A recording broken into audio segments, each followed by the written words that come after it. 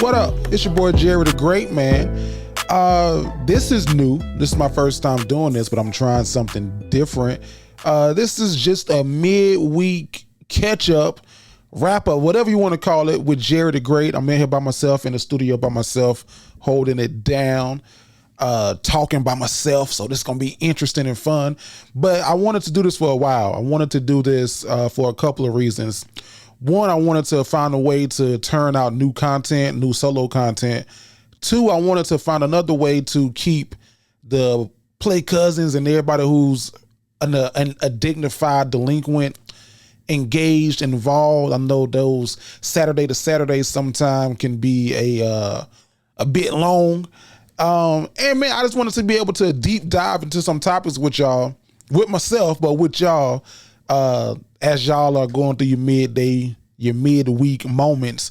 A lot of y'all probably already finished the original podcast. So if you have, this is for you. This is just a bonus track, man. This is the deluxe edition. This is Usher's Confessions with those 2 bonus tracks on the end. That's what this is. So man, it's my first time doing this, so I'm just gonna try to figure this thing out as we go. So man, it's been a good week so far, man. I didn't really talk about it on the podcast, but a couple of weeks ago, I was in Orlando at the Orlando Improv with Roy Wood Jr. Roy Wood Jr., man, he is a comedian. He is a correspondent on The Daily Show. He is, in my opinion, the perfect replacement for Trevor Noah. But I was in Orlando with him. I did a guest spot with him on Saturday. And I got to say this. In the world of comedy, there are a lot of unspoken rules. There are a lot of rules that, as a new comedian or new into the game, when you hit certain levels, you should innately know. And one of those rules is don't go into a comedian's green room uninvited, and don't be in the green room doing too much. That's what was told to me. That's just that rule. Now, I'm already a reserved, quiet to myself kind of guy, so I ain't got to worry about that. But you'll meet some comedians who are over the top, and whenever the headliner's there, they're trying to be the funniest person in the room. And those people get on my nerves. Like I'd have ran into some of those people before, and those comedians, and you know who they are, city to city, show to show. You know who those comedians are, and oftentimes they not in the green room. They outside the green room trying to get into it. But as a guest on someone's show, you treat the green room like you would treat someone's house. Like, I wouldn't go in your house and disrespect your house. I wouldn't go in your house and go into your fridge. I wouldn't go into your house and eat your food. So I treat people green room the same way. And you have some national touring headliner comedians who I've heard, I haven't experienced it directly, but I heard that they could be very asshole-ish about their green rooms and guest comedians, to the point where they don't talk to the guest comedians. They don't let you in the green room. You go out there, you do your time, you go the fuck home. Like they're there to do their job and go. What I thought was really dope about Roy Wood Jr. was he is a comedian's comedian. Like, you know, he welcomed all of that in his space. I was in the green room, well, but before that, but he was on stage when I got there. So I got to Orlando, Roy was on stage. And I think he had maybe about 15 more minutes. So I'm not the guy to go in a headliner's green room until I've met the headliner and the headliner gave me the okay to go in that green room. I did the same thing with Rodney Perry in Tampa. I did the same thing with DL in Jacksonville, with Clint in Chicago, in Philly. That's just me. So Roy was on stage. He was killing. His feature, who I believe his name was Will, he was like, "Hey man, you can go ahead and go in there." I was like, "Nah, I stand in this hallway, but I don't want Roy to walk into his green room and see me like, oh, what up, Roy? I'm here." Like, no, like, let me meet him outside of here and have him invite me into it. But when he saw me, he was like, "Man, come on in." He was like, "Man, Jerry, I'm not one of them comedians who trip, man, and get comfortable. Sit wherever you want to sit. Y'all eat whatever y'all want to eat. Y'all drink, y'all order food. Y'all do whatever y'all want to do. This is a space for comedians." So I really appreciated that. On top of, I appreciated him giving me the time to go up there and and tell my little jokes. But what I also really appreciated was Roy is a comedian's comedian. Like I said, we were in the green room before the 9:30 show, the one I was on, and we were talking comedy. We were talking jokes. And he was talking to the comedians in the room, and he was saying how he has the ability to pivot, and that he watches a lot of people's sets whenever they're on stage on his show, because he wants to listen to the audience. So he's not necessarily listening to you and your jokes, but he's listening to the audience. And he was like, that first show, I was going to go out there, I was going to do my jokes about mass shootings, but I heard you say a joke about shootings and the crowd kind of tightened up. He talking to his feature. He said, so I had to pivot and do something else. So what I appreciated about Roy, when I was on stage, of my peripheral, the right side of my eye vision, I can see Roy and all the comedians standing there watching me do my set. That's not common. A lot of comedians, especially well-established ones, they're not going to sit there and watch you do your set. A lot of comedians, I watch every comedian, I watch everybody. One, because I love comedy, but two, I just want to be a supporter. But the reason a lot of comedians don't do that, especially newer comedians or up and coming and growing comedians, is because they don't want to be influenced by the person on stage. So I don't want to write a joke similar to a joke that I heard, and then you come back and say, "Oh, you stole my joke. I had a joke about the bus, and next thing I know, you were on stage telling a joke about the bus." Like, so I get it, but if your comedy is unique to you, no one can really, like, you can never really duplicate what someone else is saying, and they can't really duplicate what you're saying. So I appreciate that. When I came off stage, man, I rocked the crowd. I had a good night, and Roy dapped me up. He was like, "Hey, you killed that shit. Good job. And then we had a side conversation after that where he was like, "Man, you got to just hit these rooms, keep it going, boom, boom, boom."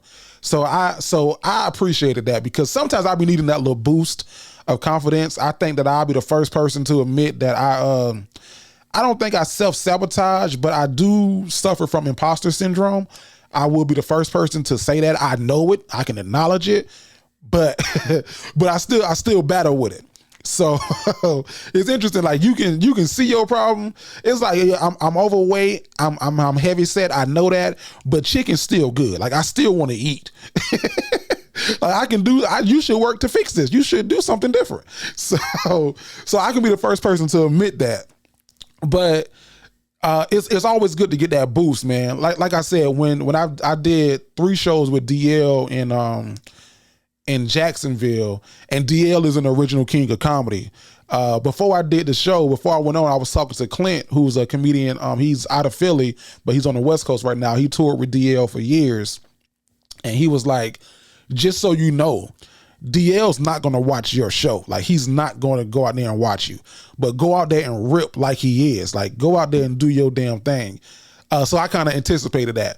And then when I did Rodney Perry in Tampa, the way that club was set up, you kind of almost had to watch everybody on stage, because the green room was at the top of the venue, and you see the stage from your green room. So if you come out your green room, or you got your green room door open just a little bit, you hear and see everything. So and Rodney Perry gave me my props too. He gave me some notes and showed love. So, man, I tweeted this a couple of weeks ago.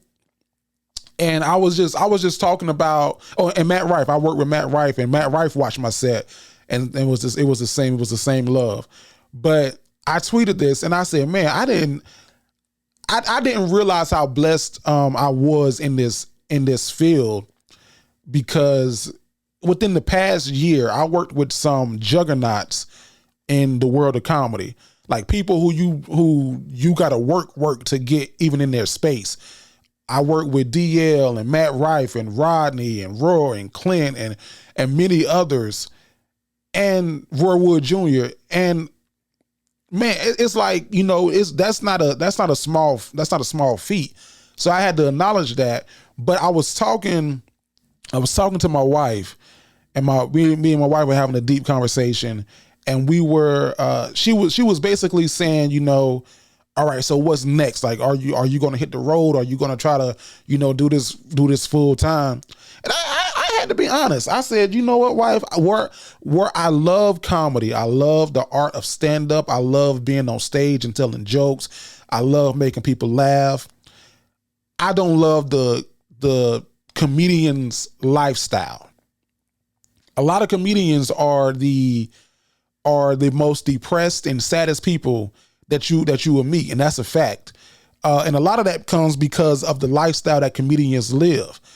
If it's how many weeks are in a year? Let me Google this real quick. How many weeks? Let's see how fast I type while I'm on the spot. In a year. So in the year, there are 52 weeks. If there are 52 weeks in a year, the working comedian, the comedian that's really working, that you see everywhere, that's always coming to the comedy club in your city, 52 weeks in a year, that comedian is probably working 49 of those weeks. He's working 49 weekends in that year. And I told my wife, I said, baby, listen, I love you too much. I love my bed too much. I love being home too much. I don't like the fact, I don't like that lifestyle. So because of that reason, I don't think that I want to be a working, traveling comedian. And I had to come to that realization. I had to be honest with myself and say, do I really want to be a working, traveling comedian? Like my guy, Bobby Brown Jr. Bobby Brown's desire is to be a working, traveling comedian. He wants to be on the road in different clubs every weekend work. I don't want that. I like consistency too much. So where I love comedy and stand up, that ain't for me. And I think it took a lot for me to get to that realization, to realize like, no, I don't want to be a full-time comedian, but I want to be a full-time entertainer. Like I want consistency in my life. So if that's hosting the TV show Monday through Friday or being on the TV show, and I still have stand-up comedy in my bag, like don't forget, motherfucker, I can go out there and tell some jokes with the best of them. That's what I want. I don't want to be the guy whose first line of defense is comedy. I can write, I can act a little bit. I think I can sing. I tell myself that. People will have different opinions, but I don't want that lifestyle. I like being home too much. I like fertilizing my grass. Not for real. Okay. So I'm like, okay, I ain't gonna lie to y'all on this show. My wife got on me. She was like, the grass started to get a little weedy. It was getting too much weeds in the grass. This is how you know I'm getting older though. This is when I realized like, okay, I am turning 30 this year. Like because I'm a homeowner. And as a homeowner, you got to kind of have some curb appeal to your home. And we were getting a whole bunch of weeds in the front yard, and in the backyard, we were getting a whole lot of the little clover weeds. I'm not sure if these little clover weeds is specific to Florida or the South or just to my goddamn yard, because it was a lot of fucking clover leaves in my yard. So I had to do research. Like I had to do research, go to Home Depot, talk to the lady. Had to go talk to the lady at the Home Depot to figure out like, man, what kind of grass I got? So she told me like, okay, well, you have St. Augustine grass and you need the Vigo or the Virgo feeder, weed and feed. It's gonna neutral, whatever. She used some big ass words. It's gonna give you grass life and kill the weeds. Go out there and take the little spreader and push it up and down. Turn your sprinkler system on. Let it run for an hour. I say, bitch, an hour? You know how much water you know how much fucking water an hour is? An hour worth of sprinkler water is a lot of fucking water. That's a couple of pounds of water, man. But she said, let it run for an hour, and within that week, you will see a difference. And I kid you not, within that week, I saw the weeds starting to die and new grass started to form. And now my yard looks like I have great curb appeal, and I take pride in that. And this is how I know I got old. I was on the phone with my guy, Dwayne, and for 45 minutes, because I timed it, 45 minutes, we talked about yard shit.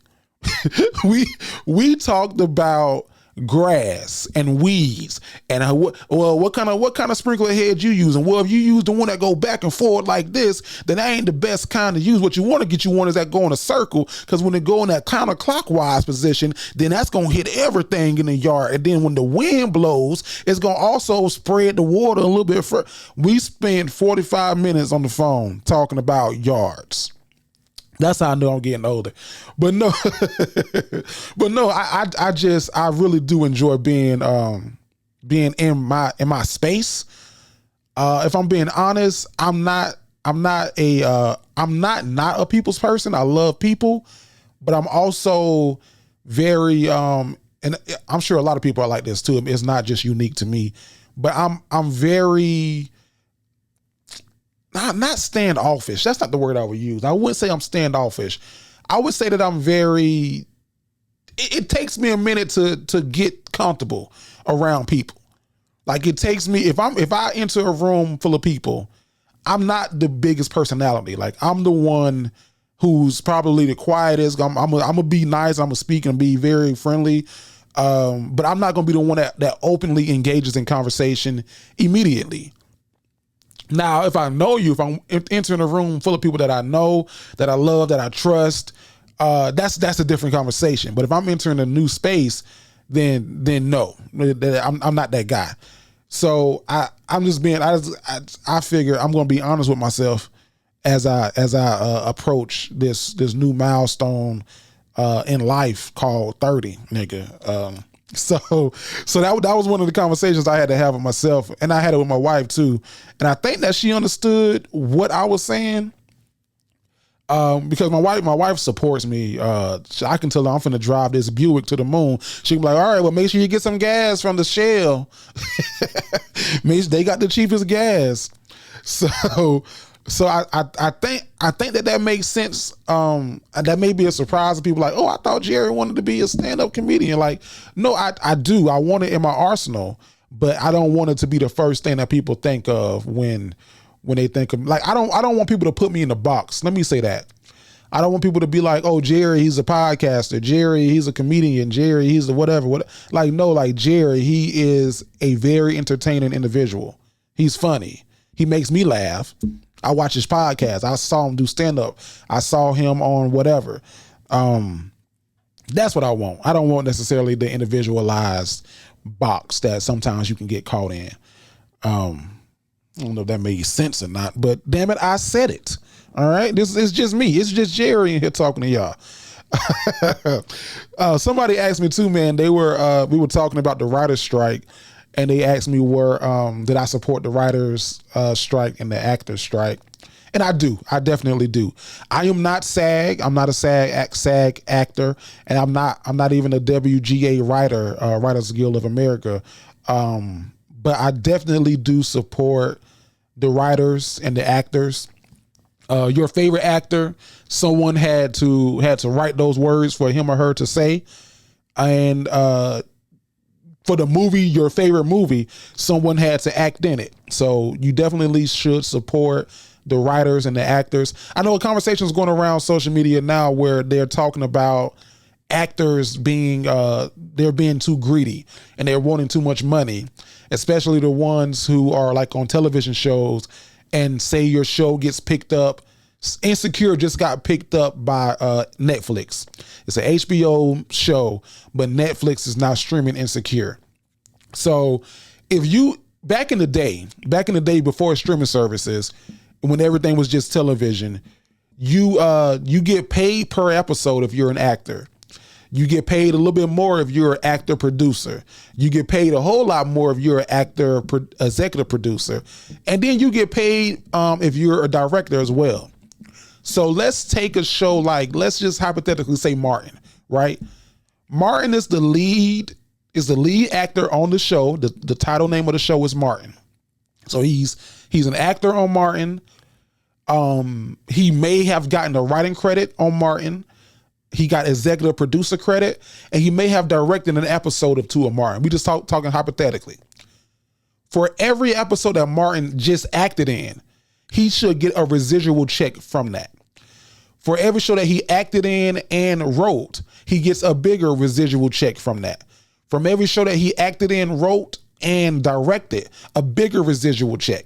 And then he EP'd everything, so that's all lumped in too. And then the more and more that every time that show airs, his show airs or that episode airs, he gets a residual check in the mail. So you get your first pay, say he got paid $10,000 for one episode. The next time it airs, he might get paid $7,000. It's a little bit less. And each time it airs, he gets less and less money, right? But when you got so many credits on your name from a show, you still can eat off your residual checks.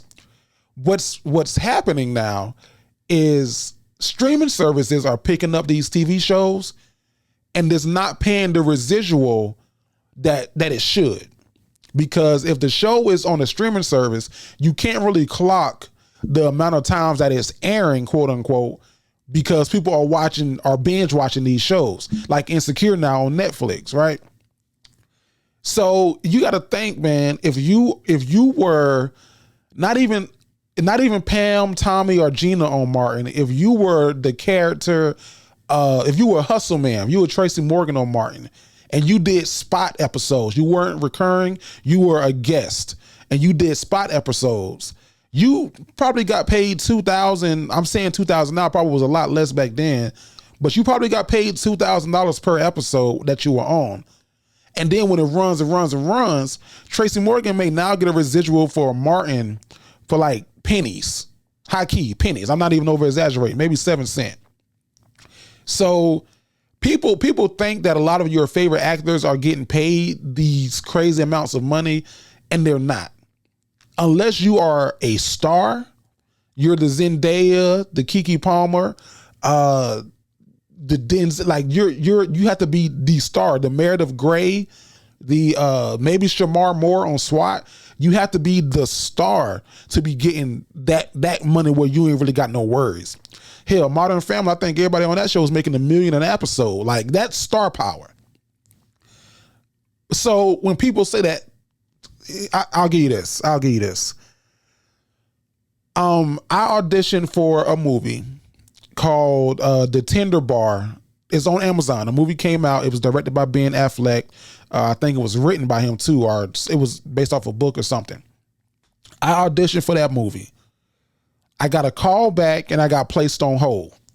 And what placed on hold basically means is that the studio who's producing the movie, they are trying to figure out who they want to go with. But when I got placed on hold, my agent told me, hey, Jerry, it films in March. Clear your March. In the event that they come back and say, we want Jerry, you got to be ready to go. So I did all that, right? So I'll be filming. If I would have got this role, I'm filming for a month. 30 days in Boston. Cool. The pay for this movie was, I believe it was $35,000, which is great, right? That's $35,000 for 1 month of work, and it's acting, it's fun. Like this is a dream job.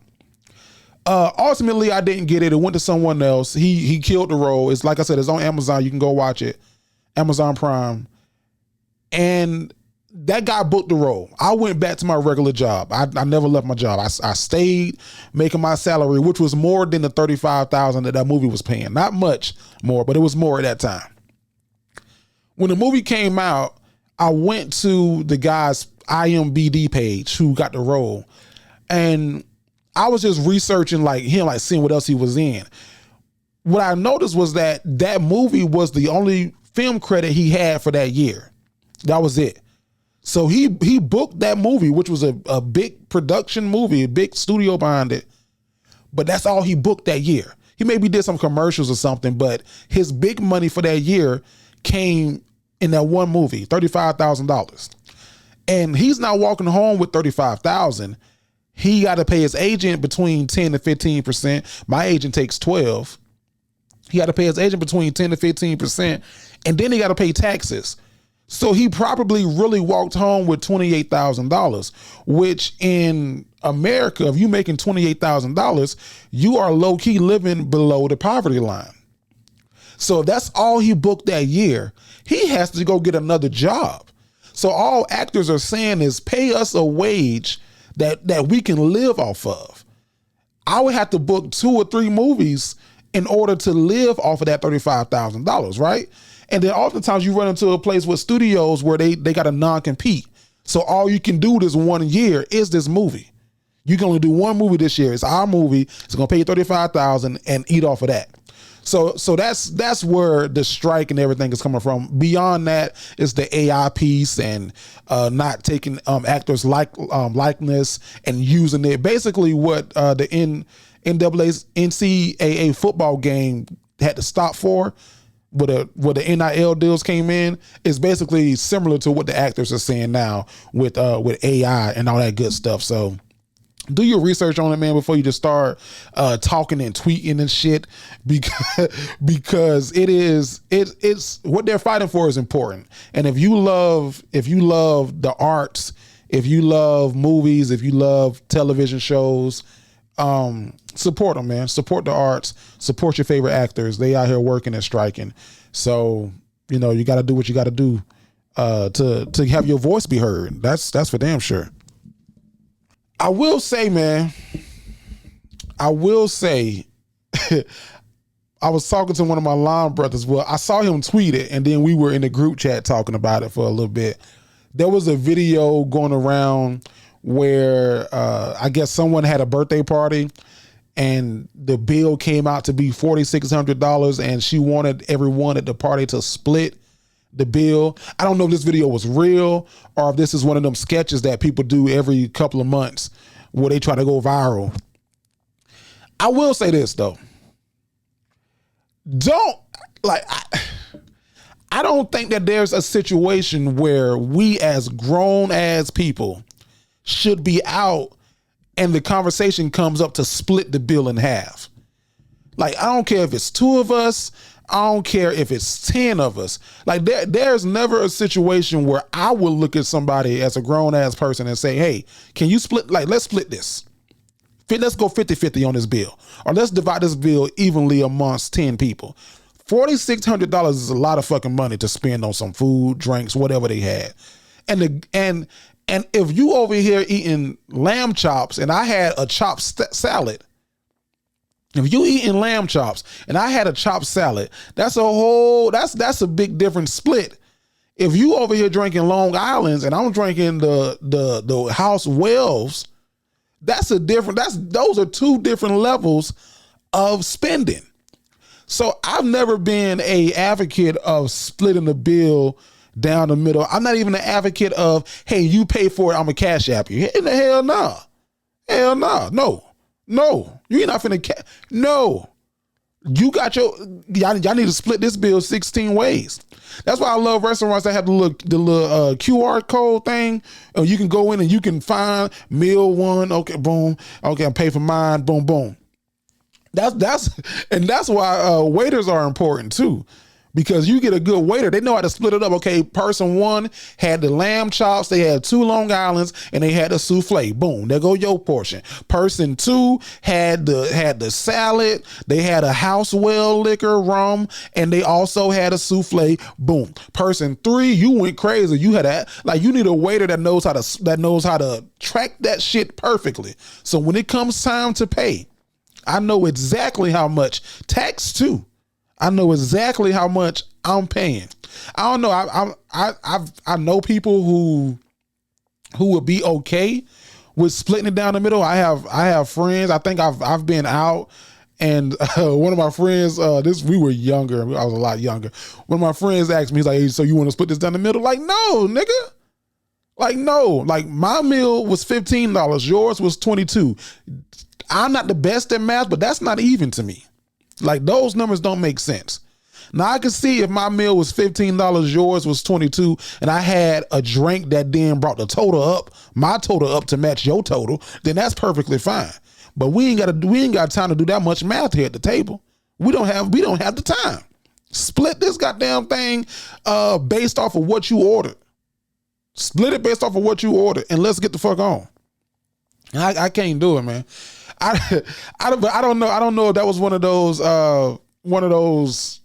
like my line brother said, one of those videos where people just faking just to get social media famous. I don't know, man. I don't know. I love and hate that about social media. It's sometimes it gets hard to tell. It gets hard to tell what's authentic and what's not. Like it can get very blurry sometimes. And as a person who works in marketing communications, one of my biggest pet peeves, I'll be honest with y'all and I'll tell y'all the truth. One of my biggest pet peeves is when people think that they can do my job. Because a big portion of my real time, full time outside of this entertainment thing, a big portion of my job is social media or digital communications. And people think that they can do it because they're on social media all day. And it's like, yeah, that ain't the same thing. It ain't the same thing, dog. Like what I do for work, social media wise, and what you do for your personal self, social media wise, is not the same. Like you will be surprised at how many people try to go into the digital communications, digital marketing game and suffer and crumble, crash down and burn because it doesn't correlate the same. That gets on my nerves, and people who default to marketing in conversation gets on my nerves too. Like people like, yeah, I'm gonna be a marketer, or all we gotta do is market this, all we gotta do is market that. I'm like, how? Like you just saying a broad word. All you gotta do is market this and market okay. Now break that. How are we gonna do it? Are we gonna do an email campaign? Are we gonna do a digital strategy campaign? We're gonna do a Google Ads campaign? You want to do some SEO? Like what do you want to do? How you want to market it? You want to go out there and do some traditional marketing? You want what do you want to? I get off my horse. That get on my nerve. That literally makes my skin crawl. When people like, oh, we gotta market that better. That's fine to say. It's fine to say, but how? How are we gonna market it better? I don't know. If you are in the marketing and communications field, you definitely feel you feel where I'm coming from with that. So, but I gotta give it up to people who can find that that line between is this real or not on social media and make it work. Because I saw the video, I thought it was real. It looked authentic to me. It looked real to me. But somebody said that it couldn't be. Like they're like, this is what they do every couple of months. This ain't real. This is just a sketch, and it could possibly well just be a sketch. One of the things though that tripped me out though, like I'm on social media. I love what social media does. Like when I was in school, when I was younger, say middle school, and if you had a friend in middle school, I was in middle school from 2005 to 2008. If you were in middle school during those times, and say from sixth grade summer to seventh grade year, you had a friend and your friend moved away. If you didn't have if you wasn't, blessed to have a cell phone that young, your friend wasn't going to be able to text you and tell you, hey, I'm leaving. So you wouldn't have known until you got to school. Like, hey, what happened to so-and-so? Like, oh, they moved to Georgia. They moved to another state. And even if you did have a phone and could text, you really didn't have the ability to stay in contact and up to know what your friend was doing when they went away. So back in the day when somebody moved away or they left, they damn near disappeared. Social media allows a person to stay in your life, even if they're not presently there. Like you can see how someone's doing or how they say they're doing, because some of them be lying, based off of social media, whether that be Facebook, Instagram, Twitter, TikTok, Snapchat when it was hot. You can stay privy to what your friends or people who you know have been doing or been up to. That's the beauty of social media. The bullshit comes in where anybody can say anything on social media to anybody. Anybody can say anything to anybody on social media. And that's the part I don't like. That's the part that kind of social media to me feels like when I when I was in school, I was in honors classes. I wasn't gifted. I wasn't IB. I didn't even do AP. I just did regular honors classes. I was a step up from the regular students. Below me was the regular students, and then below them you had intensive. That's when you didn't pass your FCAT the first time. Social media is basically putting everybody in a class together. And if you know, if you were an honor student or a gifted student or even a regular math student, and then if you ever had to go sit in a class lower than yours, you know that shit wasn't the same. It was like, oh shit, wait a minute. We all was like, something ain't right. Social media is like that. Social media allows everybody to be in the same classroom, and we don't all learn the same. We're not all on the same intellectual level. Not saying that one is better than the other. It's just a difference. We not all on one accord is what I'm saying. And, and you see a lot of social media arguments or misunderstandings or different of opinions come from people who's like, we wouldn't have been in the same English class, would we? Like you probably would have been in gifted, and I was just in honors. Like I'm not there with you yet. I can't have that argument or conversation with you yet. And that's the one thing I dislike about social media. One, the mixing and mingling of everybody. I think social media, when you sign up for social media, you should have to submit your transcript, whether high school, college, or whatever. Submit your transcript. And when you submit your transcript, that gets you to a certain level of social media. Like if you submit your transcript and you were an honor student, you get the honors section of social media. If you was an intensive student, you go to intensive social media, and we keep that shit separated. Everybody don't need to be on the same Instagram and Twitter and TikTok and Facebook. It does not need to happen. And I say that because, man, I posted a video of me talking about not liking none of the new artists, basically saying that they don't have any innuendo in their music, and that, I said as a reference, nowadays if a girl's pussy is pink and her booty hole is brown before you know her name. And that is a direct line from a song.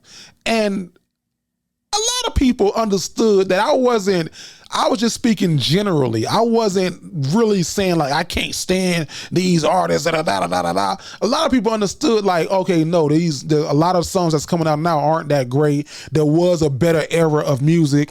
And that's not just my opinion. That's based off of fact, because I think this was the first time in history that no hip hop song was on the Billboard 100 or the top 10. No, it was something like that.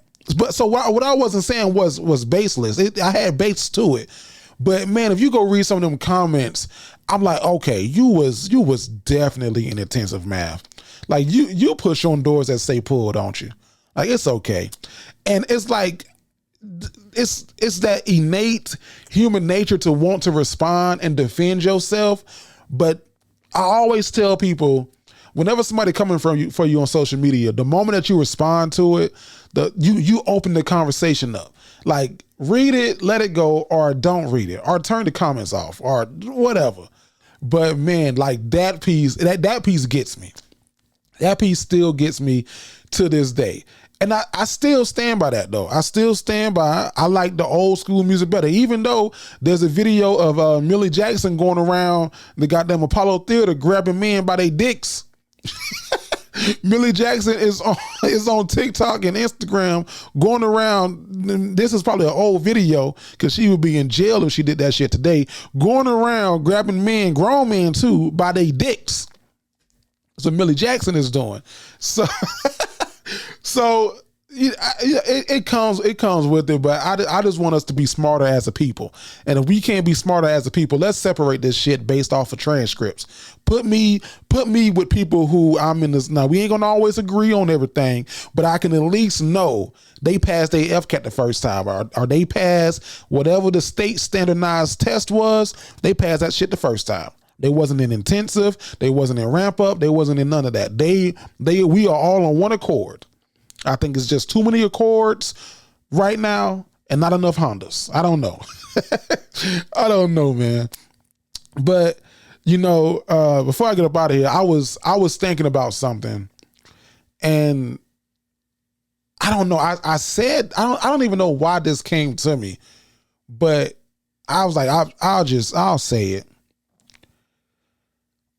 This is just my thought, my opinion. I think people want to see you do good, but they don't want to see you do better than them. People want to see you do good, but they don't want to see you doing better than them. And if I'm being honest, I'm people. I'm working on it, but I'm people. Like, of course, I want my friends and everybody around me to succeed and be successful. But there is I don't know what it is, like an innate human nature where you also look at yourself and say, okay, well, now what can I do to match that or to go a step further than that? And that should not be the case. Like, and it's not with everything, but it's with some things, right? Like somebody may, even if it's at your job, like somebody may get a raise and you'll be like, oh man, that's dope. My best friend at the job got a raise. Cool. When my raise coming? Oh shit, they making that much. What? Shoot. I think it's just that comparative nature, and I'm working on it with myself because I don't compare myself to anybody, but I also know that, like, whenever I see somebody else get something, I'm like, okay, well, let me get in that line too, so I can get it too. And I don't know if that's good or bad. I'm not sure if we can, if y'all will be honest and say that y'all do that too. It was just something that I realized that I got to work on, because I think that's also a driving factor for me too, though, because I see people have success and I'm like, damn, if they can do it, then I can do it. So it's a negative and a positive.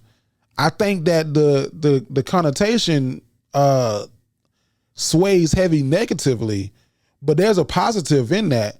I just gotta remember to cheer for everybody, which I always try to. Even when motherfuckers don't cheer for me, I still cheer for them. I gotta remember to cheer for everybody and know that mine is gonna come in time. Like it's their season for that. It's their time to win. It's their time to have this. Mine is gonna come in due time. So I don't know, man. I just wanted to share that with y'all. I'm not sure if y'all are people too, if y'all are humans like myself, because people want to see you do well. They just don't want to see you doing better than them. And I'm people. Not that I don't want to see you win. I just want to win too. But I'm working on understanding that, what's for them is for them, and what's for me is for me. And I gotta work to stay in my lane. So I thought that was interesting to share, man. All right, I kept y'all long enough. I kept y'all for 40 something minutes on here. So here's the thing. Before we get up out of here, what I'm gonna do every time I do this Just Jerry segment, I'm gonna leave y'all with a song, the song of the week. And the song of the week is what I feel it might be a song that you may know, you may not know, you may have heard of. It's just gonna be matching my mood. So this week, my song of the week is Entrepreneur by Jay-Z and Pharrell Williams. Y'all have a blessed rest of y'all week. Happy Wednesday. That's when this is dropped. And make sure you tune into the Dignified Delinquents on Saturday. And in my link, man, I have a new, I am going to be hosting at the St. Johns County Fairgrounds, Daisy Dukes and Cowboy Boots. It's like a big festival. They bring in a whole bunch of old school artists. They having a Daisy Dukes and Cowboy Boots festival at St. Augustine at the St. John's Fairground. So more details about that will be coming. And on Thursday, let me get my dates right. July the 20th, Thursday, July the 20th, the Dignified Delinquents, we're recording the episode live, so you can jump in and watch live with us, comment live with us.